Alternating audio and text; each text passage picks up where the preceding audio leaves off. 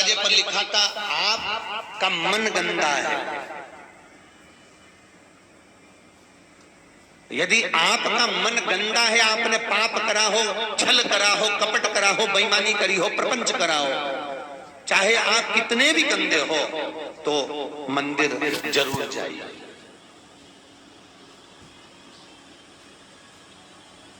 आपका मन गंदा है तो मंदिर जरूर जाओ।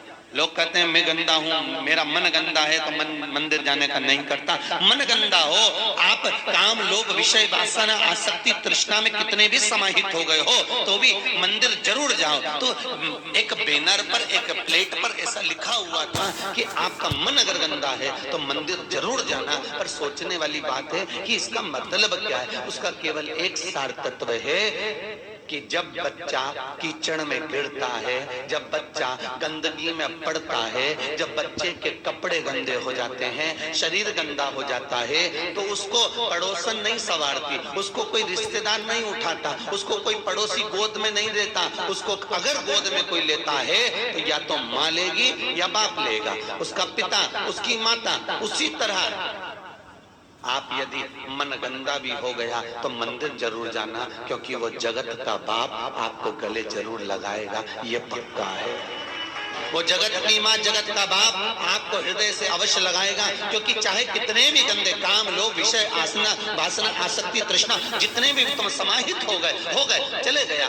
कहाँ कोई कह रहा था हमारा तो बचपन बिगड़ गया, हमारी जवानी बिगड़ गई, हम भोग विलास में डूबे रहे, हमने ये गलती कर दी, हमने ये गलती कर दी। कथा सुनने के बाद कई गलतियों का भान होता है कि हमने ये गलती करी। हो गया ना, हो जान दो। फिर भी आप अगर मन भी गंदा है, काम लोभ विषय वासना आसक्ति में भी हम डूबे रहे हैं, भले हमने बचपन बिगाड़ दिया, जवानी बिगाड़ दी, अधेड़ी बिगाड़ दी, भले हम भजन नहीं करे, पर अभी मौका, अभी ट्रेन थोड़ी ना छूटी है, अभी तो मुजफ्फरनगर स्टेशन पे ही खड़ी है, अभी तो मौका है।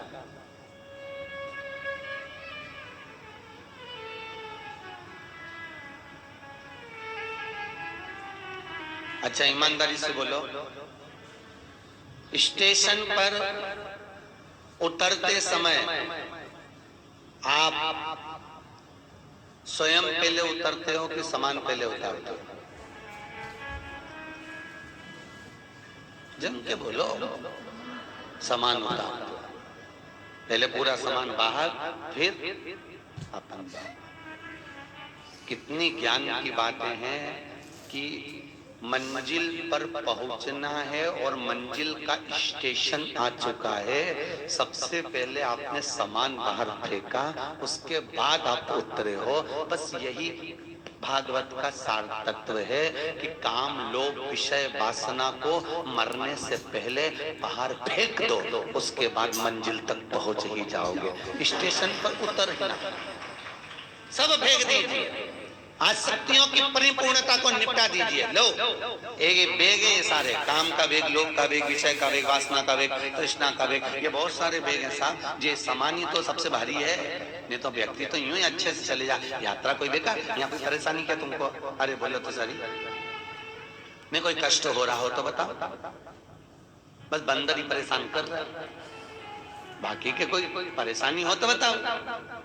अरे बोलो तो सही, नहीं है ना कोई परेशानी, भोजन में कोई परेशानी नहीं। सबसे ज्यादा तकलीफ कब होती है? बस वो स्टेशन पे उतरते और चढ़ते। ये सामान जो है ना, बस सबसे ज्यादा उलझन ये सामान से, काम लोभ विषय वासना तृष्णा आसक्ति, ये सामान से सबसे ज्यादा तकलीफ है। नहीं तो लीला भाई तू तो एक नंबर की है, तो कहीं पूरी तुम नहीं हो, तुम्हारी ये आसक्ति, ये तृष्णा, ये लोभ, ये विषय, ये वासना, ये हमारे बेग जो है ये हमको कष्ट प्रदान कर देते हैं। और हम सामान रखते हैं किसी बेग में और ढूंढते हैं किसी बेग में, और घंटों निकल जाता है, बाद में वही सामान बाहर पड़ा हुआ मिल जाता है। बस यही है, आसक्ति के बेग में काम को डूब रहे हैं और काम के बेग में आसक्ति को ढूंढ रहे हैं। आसक्ति में लोभ को ढूंढा जा रहा है, लोभ से विषय में ढूंढा जा रहा है, और हम ढूंढने में सारा फैला लेते, इतना फैलाते हैं कि पूरा, किसी की तो आदत रहती है जब तक वो पूरा फैला रहा नहीं फैला रहा उसके कमरे में मजे ही नहीं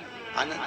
और फिर पड़ोसन के अपना सामान उठा, बता, यहाँ ये पटक दिया, वहाँ वो पटक दिया, पूरा घर गंदा कर दिया। फिर उसमें कोई कहीं की ना कहीं की एक समझदार रहती है तो झाड़ू उठा के झाड़ू भी लगा देती है। ऐसा कोई सदगुरु आता है जो सारा सामान सोर के झाड़ू लगा के तुम्हें स्वतंत्र कर कर चला जाता है। कोई सदगुरु आता है जो काम लोग विषय वासना आसक्ति तृष्णा को उठाकर कहीं एक कोने में पटकता है, एक जगह पर ढेर लगा देता है, एक जगह पर संभाल के रख देता है और उसके बाद तुम्हारा कमरा साफ कर कर चले जाता है। आसक्तियों से परे।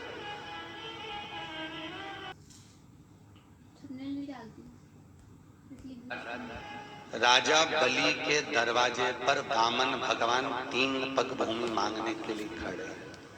कितनी पग? 3 पग।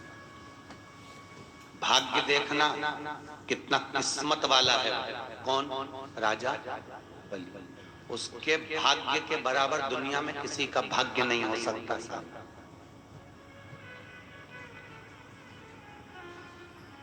एक भाग्यशाली था वो गिद्धराज जटायु। दशरथ से ज्यादा किस्मत वाला था राजा दशरथ से ज्यादा किस्मत वाला गिद्धराज जटायु। भीष्म पितामह से ज्यादा किस्मत वाला वो गिद्धराज जटायु। 3 किस्मत वाले हुए, एक दशरथ जी, एक भीष्म पितामह, एक गिद्धराज जटायु।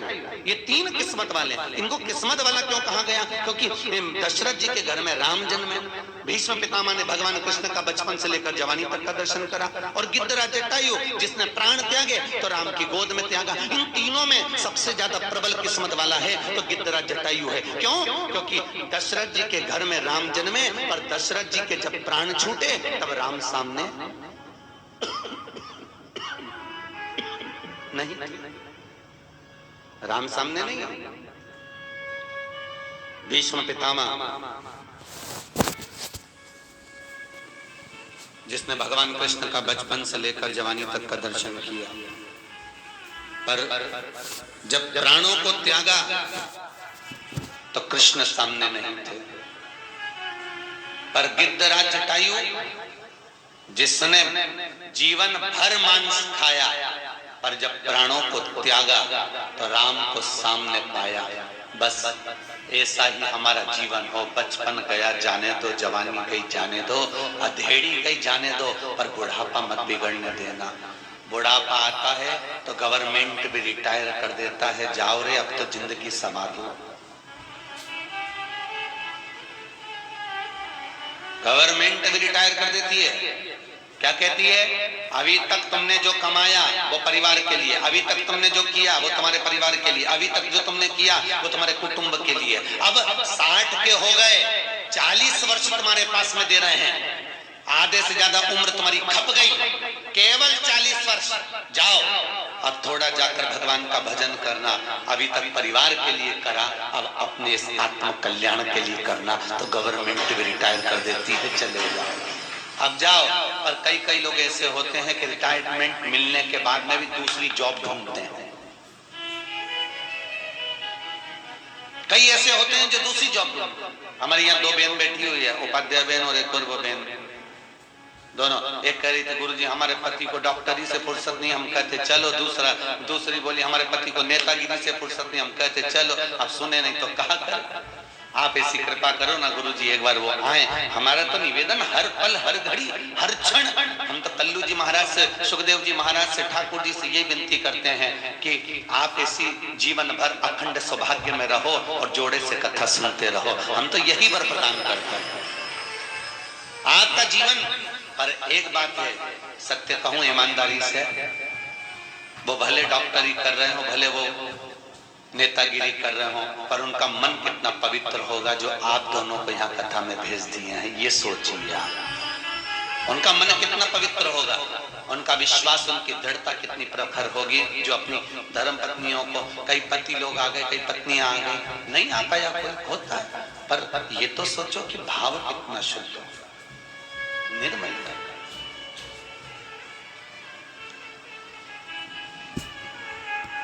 और कौन? भाव, निर्मलता का स्वभाव, भगवत पद की प्राप्ति का केंद्र बिंदु, बस वही होगा।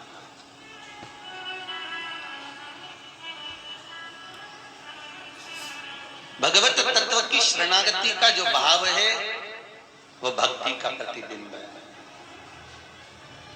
भक्ति का, और भक्ति के प्रतिबिंब में भगवत तत्व की प्राप्ति का एक साधन।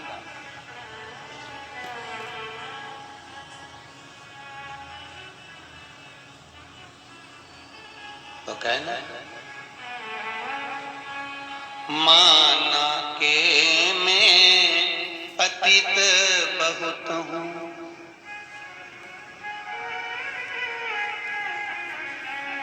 माना के मैं पतित बहुत हूँ।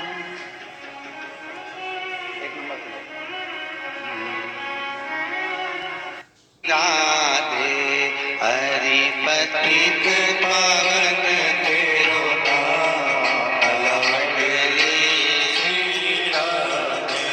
हरि पतित